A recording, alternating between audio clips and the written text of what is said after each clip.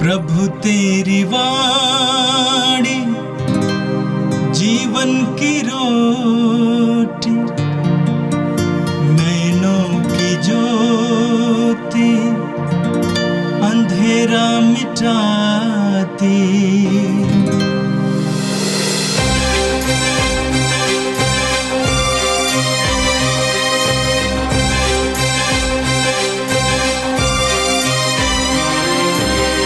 प्रभु तेरी वाणी जीवन की रोटी, नैनों की ज्योति अंधेरा मिटाती।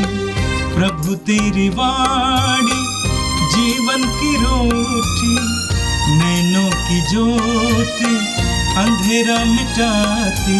वाणी वाणी वाणी वाणी वाणी पवित्र है, शाश्वत है, जीवन का मन्ना है। 2 सितंबर सोमवार। पहला पाठ थिस्सलुनीयों के नाम संत पौलुस के पत्र से। भाइयों, हम चाहते हैं कि आप लोगों को मृतकों के विषय में निश्चित जानकारी हो। कहीं ऐसा ना हो कि आप उन लोगों की तरह शोक मनाएं जिन्हें कोई आशा नहीं है। आप तो विश्वास करते हैं कि यीशु मर गए और फिर जी उठे। जो यीशु में विश्वास करते हुए मर गए हैं, ईश्वर उन्हें उसी तरह यीशु के साथ पुनर्जीवित कर देगा। हमें मसीह में जो शिक्षा मिली है, उसके आधार पर हम आपसे यह कहते हैं, हम जो प्रभु के आने तक जीवित रहेंगे, मृतकों से पहले ही महिमा में प्रवेश नहीं करेंगे। क्योंकि जब आदेश दिया जाएगा और महादूत की वाणी तथा ईश्वर की तुरही सुनाई पड़ेगी, तो प्रभु स्वयं स्वर्ग से उतरेंगे। जो मसीह में विश्वास करते हुए मर गए, वे पहले जी उठेंगे। इसके बाद हम जो उस समय तक जीवित रहेंगे, उनके साथ बादलों में आरोहित किए जाएंगे और आकाश में प्रभु से मिलेंगे। इस प्रकार हम सदा प्रभु के साथ रहेंगे। यह प्रभु की वाणी है।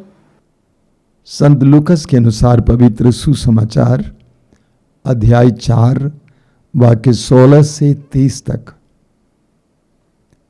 ईसा नाजरत आए, जहां उनका पालन पोषण हुआ था। विश्राम के दिन वह अपनी आदत के अनुसार सभागृह गए। वह पढ़ने के लिए उठ खड़े हुए और उन्हें नबी इसायास की पुस्तक दी गई। पुस्तक खोलकर ईसा ने वह स्थान निकाला जहां लिखा है, प्रभु का आत्मा मुझ पर छाया रहता है, क्योंकि उसने मेरा अभिषेक किया है। उसने मुझे भेजा है जिसे मैं दरिद्रों को सुसमाचार सुनाऊं, बंदियों को मुक्ति का और अंधों को दृष्टिदान का संदेश दूं, दलितों को स्वतंत्र करूं और प्रभु के अनुग्रह का वर्ष घोषित करूं। ईसा ने पुस्तक बंद कर दी और वह उसे सेवक को देकर बैठ गए। सभागृह के सब लोगों की आंखें उन पर टिकी हुई थीं। तब वह उनसे कहने लगे, धर्म ग्रंथ का ये कथन आज तुम लोगों के सामने पूरा हो गया है। सब उनकी प्रशंसा करते रहे। वे उनके मनोहर शब्द सुनकर अचंभे में पड़ जाते और कहते थे, क्या ये यूसुफ का बेटा नहीं है? ईसा ने उनसे कहा, तुम लोग निश्चय ही मुझे ये कहावत सुना दोगे, वैद्य अपना ही इलाज करो। कफरनहूम में जो कुछ हुआ है, हमने उसके बारे में सुना है, वह सब अपनी मातृभूमि में भी कर दिखाइए। फिर ईसा ने कहा, मैं तुमसे कहता हूं, अपनी मातृभूमि में नबी का स्वागत नहीं होता। मैं तुम्हें विश्वास दिलाता हूं कि जब एलियस के दिनों में 3.5 वर्षों तक पानी नहीं बरसा और सारे प्रदेश में घोर अकाल पड़ा था, तो उस समय इस्राएल में बहुत सी विधवाएं थीं, फिर भी एलियस उनमें से किसी के पास नहीं भेजा गया। वह सीदोन के सरफ्ता की एक विधवा के पास ही भेजा गया था। और नबी एलीशेस के दिनों में इस्राएल में बहुत से कोढ़ी थे, फिर भी उनमें कोई नहीं बल्कि सीरी नामन ही निरोग किया गया था। ये सुनकर सभागृह के सब लोग बहुत क्रुद्ध हो गए। वे उठ खड़े हुए और उन्होंने ईसा को नगर से बाहर निकाल दिया। उनका नगर जिस पहाड़ी पर बसा था, वे ईसा को उसकी चोटी तक ले गए ताकि उन्हें नीचे गिरा दे, परंतु वे उनके बीच से निकलकर चले गए। यह प्रभु का दिव्य सुसमाचार है। ख्रिस्त प्रभु की जय। मेरे प्रिय भाई और बहनों, आज का पहला पाठ कुरिन्थियों के नाम संत पौलुस के पहले पत्र के अध्याय 2 से लिया गया था। संत पौलुस अपनी भाषा शैली, सुसमाचार की प्रचार शैली के बारे में आज बहुत सुंदर और छोटा सा विवरण देते हैं। पौलुस कहते हैं, भाइयों, जब मैं ईश्वर का संदेश सुनाने आप लोगों के यहाँ आया तो मैंने शब्दाडंबर अथवा पांडित्य का प्रदर्शन नहीं किया। मैंने निश्चय किया था कि मैं आप लोगों से ईसा मसीह और क्रूस पर उनके मरण के अतिरिक्त किसी और विषय पर बात नहीं करूंगा। वास्तव में मैं आप लोगों के बीच रहते समय दुर्बल, संकोची और भीरू था। मेरे प्रवचन में मेरे संदेश में विद्वतापूर्ण शब्दों का आकर्षण नहीं बल्कि आत्मा का सामर्थ्य था, जिससे आप लोगों का विश्वास मानवीय प्रज्ञा पर नहीं बल्कि ईश्वर के सामर्थ्य पर आधारित हो। मेरे प्रिय भाई और बहनों, बाइबल कोई दर्शन शास्त्र का ग्रंथ नहीं है। बाइबल कोई आकाशीय बातों का ग्रंथ नहीं है। बाइबल की शिक्षाएं बहुत सरल हैं। विशेष करके प्रभु यीशु मसीह की शिक्षाएं बहुत सरल हैं और सीधी हैं और जीवन से संबंधित हैं। हमें बाइबल की शिक्षाओं को क्लिष्ट बनाने की आवश्यकता नहीं है। मुझे लगता है कि इतिहास में कलीसिया ने बाइबल की शिक्षाओं को कुछ ज़्यादा ही सैद्धांतिक बना दिया है, क्लिष्ट बना दिया है, कठिन बना दिया है। लेकिन जब हम सुसमाचारों से गुजरते हैं, सुसमाचारों को पढ़ते हैं, तो हमें पता चलता है कि बाइबल की शिक्षाएं, प्रभु की शिक्षाएं बहुत सरल हैं। इसलिए संत पौलुस कहते हैं कि मेरे प्रवचन तथा मेरे संदेश में विद्वतापूर्ण शब्दों का आकर्षण नहीं बल्कि आत्मा का सामर्थ्य था, जिससे आप लोगों का विश्वास मानवीय प्रज्ञा पर नहीं बल्कि ईश्वर के सामर्थ्य पर आधारित हो। संत पौलुस भी विद्वान थे। वे यहूदी धर्म के ग्रंथों का ज्ञान रखते थे। इसके बावजूद पौलुस ने जब सुसमाचार का प्रचार किया तो उन्होंने सरल शब्दों का इस्तेमाल किया और लोगों को सरल शब्दों में क्रूसित यीशु और पुनर्जीवित यीशु के बारे में ही समझाया। कुरिन्थियों के पहले पत्र के अध्याय 15 में संत पौलुस कहते हैं, यही सुसमाचार है कि यीशु मसीह हमारे पापों के प्रायश्चित के लिए मरे और यीशु मसीह मरने के बाद तीसरे दिन मृतकों में से जी उठे। पौलुस ने लोगों को कठिन शब्दों में, सिद्धांतों में, थियरी में फंसाया नहीं, बल्कि पौलुस ने स्पष्ट शब्दों में यीशु के बारे में, यीशु की मृत्यु के बारे में और यीशु के पुनरुत्थान के बारे में लोगों को समझाया। वास्तव में जैसा कि यूहन्ना लिखते हैं, प्रभु यीशु देहधारी शब्द हैं। अनादि शब्द, ईश्वर का शब्द जो देहधारी बना, ईश्वर का वो शब्द जो हमारे लिए समझ से परे है, यीशु के द्वारा, यीशु के व्यक्तित्व के द्वारा, यीशु के जीवन के द्वारा, यीशु की शिक्षाओं के द्वारा, यीशु की मृत्यु और पुनरुत्थान के द्वारा सरल किया गया, ताकि हम यीशु को देख सकें, यीशु को सुन सकें, यीशु को समझ सकें और यीशु का अनुभव कर सकें। पौलुस कहते हैं कि मैंने ईश्वर के सामर्थ्य को आपके सामने प्रकट किया, ना कि मानवीय प्रज्ञा को आपके सामने रखा। मेरे प्रिय भाई और बहनों, हम विश्वासियों और मसीहियों को इस बात को समझना जरूरी है कि यीशु और सुसमाचार कुछ समझने की बात नहीं है, बल्कि अनुभव करने की बात है, हमारे जीवन में उतारने की बात है। कभी कभी हम लोग अपने विश्वास को बहुत ज़्यादा ही सैद्धांतिक बनाते हैं, बहुत ज़्यादा ही कठिन बनाते हैं, लेकिन प्रभु की शिक्षाएं इतनी कठिन नहीं हैं, बहुत सरल हैं।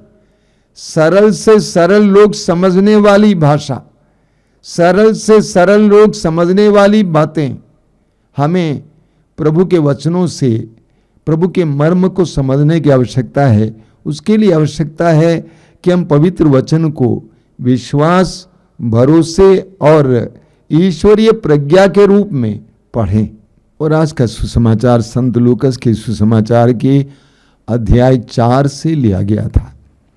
वचन में आपने सुना कि ईसा नाजरत आए जहां उनका पालन पोषण हुआ था। प्रभु यीशु नाजरत आए। यीशु को यीशु नाजरी कहा गया है क्योंकि यीशु नाजरत के रहने वाले थे। वहां पर उनका पालन पोषण हुआ था। 30 साल की उम्र तक वे वहां रहे थे। विश्राम के दिन वह अपनी आदत के अनुसार सभागृह गए। ये सभागृह क्या है? यहूदियों के सभागृह प्रार्थना भवन थे, जहां पर यहूदी शनिवार के दिन इकट्ठे होते थे और वहां पर प्रभु के वचन को सुनते थे, उन पर मनन चिंतन सुनते थे। और उन्हें नबी इसायास की पुस्तक दी गई। पुस्तक खोलकर ईसा ने वो स्थान निकाला जहां लिखा है, प्रभु का आत्मा मुझ पर छाया रहता है। ये इसायास नबी के ग्रंथ के अध्याय 61 से हमें मिलता है। और प्रभु ने कहा, उस वचन को पढ़ते हुए कहा, प्रभु का आत्मा मुझ पर छाया रहता है क्योंकि उसने मेरा अभिषेक किया है, उसने मुझे भेजा है जिससे मैं दरिद्रों को सुसमाचार सुनाऊं, बंदियों को मुक्ति का और अंधों को दृष्टि दान का संदेश दूं, दलितों को स्वतंत्र करूं और प्रभु के अनुग्रह का वर्ष घोषित करूं। ईसा ने पुस्तक बंद कर दी और वह अवशेष सेवक को देकर बैठ गए। सभागृह के सब लोगों की आंखें उन पर टिकी हुई थीं। तब वो उनसे कहने लगे, धर्म ग्रंथ का ये कथन आज तुम लोगों के सामने पूरा हो गया है। सुसमाचार में पहली बार प्रभु यीशु इसायास नबी के ग्रंथ के अध्याय 61 को उद्धृत करते हुए यीशु के संसार में आगमन और यीशु के कार्य के बारे में घोषणा करते हैं। यीशु इसायास नबी अध्याय 61 से लेकर बताते हैं कि वो क्या के लिए आए हैं। सबसे पहले दरिद्रों को सुसमाचार सुनाने के लिए, दरिद्रों को सुसमाचार सुनाने के लिए, ईश्वर के राज्य के रहस्यों को बताने के लिए। दूसरा, बंदियों को मुक्ति का संदेश सुनाने के लिए। जो बंधन में पड़े हुए लोग हैं उनको मुक्ति का संदेश सुनाने के लिए। अंधों को दृष्टिदान देने का संदेश सुनाने के लिए। जो अंधे हैं, हर तरह से अंधे हैं, उनको दृष्टिदान का संदेश सुनाने के लिए। दलितों को स्वतंत्र करने के लिए। जो दबे हुए हैं, जो बोझ से दबे हैं, उनको छुटकारा देने के लिए और प्रभु के अनुग्रह का वर्ष घोषित करने के लिए। तो प्रभु यीशु संत लूकस के सुसमाचार के इस अध्याय में इसायास नबी के ग्रंथ से उद्धृत करते हुए ये बताते हैं प्रभु यीशु का इस संसार में क्या कार्य है, क्या मिशन है। उसके बाद वचन में आपने सुना कि प्रभु यीशु बैठ गए और सभागृह के सब लोगों की आंखें उन पर टिकी हुई थीं और प्रभु ने कहा, आज तुम लोगों के सामने ये भविष्यवाणी पूरी हो गई है। लोग यीशु को देख रहे थे, लोग यीशु के अंदर की गंभीरता को देख रहे थे, लोग यीशु के अंदर के उस रहस्यमय ज्ञान को देख रहे थे। और जो गरीब थे, लाचार थे, साधारण लोग थे, बड़ी उम्मीदों के साथ यीशु की ओर दृष्टि लगाए हुए थे। लेकिन दूसरी ओर यीशु ने स्वयं महसूस किया कि उनमें जो धर्मगुरु थे, जो फरीसी थे, जो शास्त्री थे, वे कुदृष्टि से यीशु को देख रहे थे। उनको अच्छा नहीं लगा कि प्रभु ने कहा कि आज तुम लोगों के सामने ये भविष्यवाणी पूरी हुई। उनको बिल्कुल अच्छा नहीं लगा, क्योंकि वे जानते थे कि यीशु नाजरत के निवासी थे और यीशु एक बढ़ई का बेटे थे, और इसलिए वे कुदृष्टि से देख रहे थे, जिसको प्रभु यीशु ने महसूस किया। इसलिए प्रभु ने कहा, तुम लोग निश्चय ही मुझे यह कहावत दोगे, वैद्य अपना ही इलाज करो। कफरनहूम में जो कुछ हुआ हमने उसके बारे में सुना है, वह सब अपनी मातृभूमि में करके दिखाओ। प्रभु ने उनसे कहा, मैं तुमसे कहता हूं, अपनी मातृभूमि में नबी का स्वागत नहीं होता। प्रभु महसूस कर रहे थे कि उनमें से कई लोग यीशु को तिरस्कार की दृष्टि से देख रहे थे। वे लोग सोच रहे थे कि ये कौन है, ये बढ़ई का बेटा इस तरह कैसे कह सकता है कि इस्यास नबी के ग्रंथ की वो भविष्यवाणी आज मेरे जीवन में पूर्ण हुई है।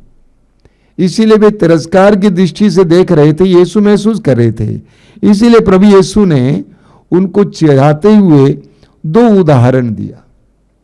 एक है राजाओं के पहले ग्रंथ के अध्याय 17 से, जब पूरे इस्राएल में अकाल पड़ा था कि प्रभु ईश्वर ने अपने सेवक नबी एलिय्याह को किसी यहूदी विधवा के पास नहीं भेजा, बल्कि एक गैर यहूदी सरफ्ता की विधवा के पास भेजा ताकि उनके लिए भोजन का प्रबंध करें। और दूसरा उदाहरण प्रभु यीशु ने दिया राजाओं की दूसरे ग्रंथ के अध्याय 5 से, नामान के बारे में, जो गैर यहूदी था, कोढ़ी था, आराम का सेनाध्यक्ष था। उसको नबी एलीशा ने चंगा किया, ना कि इस्राएल के अन्य कोढ़ियों को। और सुनने वालों को अच्छा नहीं लगा, विशेष करके फरीसियों और शास्त्रियों को अच्छा नहीं लगा।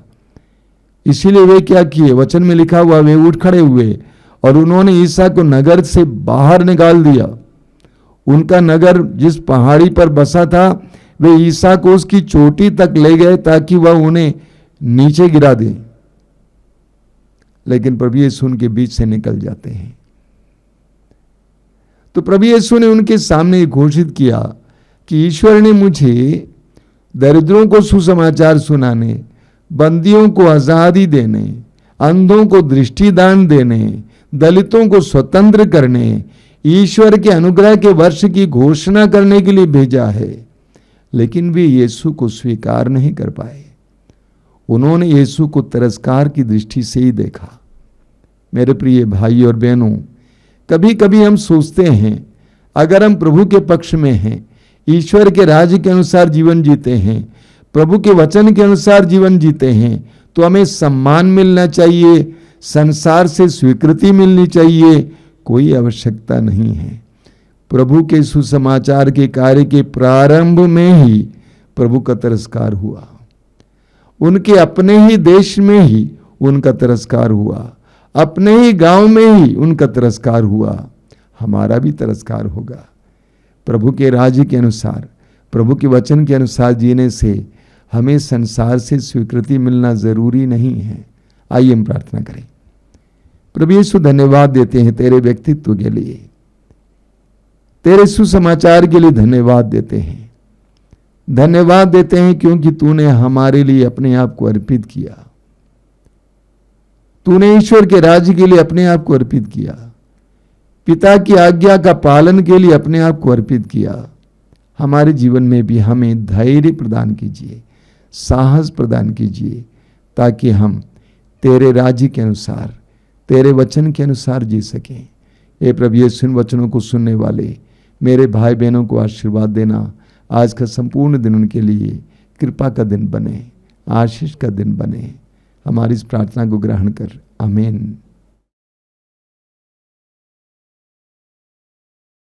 प्रभु तेरी वाणी जीवन की रोटी, नैनों की ज्योति अंधेरा मिटाती।